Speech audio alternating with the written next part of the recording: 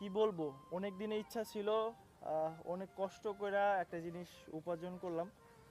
অনেক কষ্ট করার পরে বা অনেক দিন চাকরি করার পরে ক্ষুদ্র ক্ষুদ্র টাকা জমানোর পরে একটা জিনিস বা একটা শখের জিনিস কিনতে পারলাম।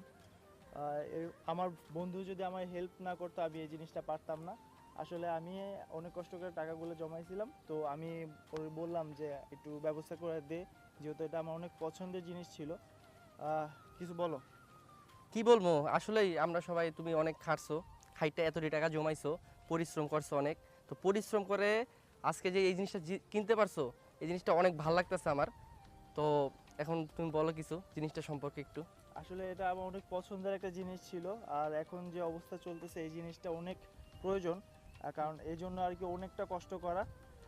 এটা এখন আমার, আমি আর কি আমি সব কিছু বলছি যে আমি ইচ্ছাটা জানাইছি আমার বন্ধুর কাছে, ও হুম। ব্যবস্থা করে সব কিছু কিনে দিয়েছে। তো এই আচ্ছা, জিনিসটা যদি একটু তুমি চিন্তা দেখাইতাম। করো না, আমি জিনিসটা তোমাকে দিতে আসছি। এই দিনে খুবই দরকারি একটা জিনিস আমাদের বিএমডাব্লিউ তুমি কিনছো এত পরিশ্রম করে।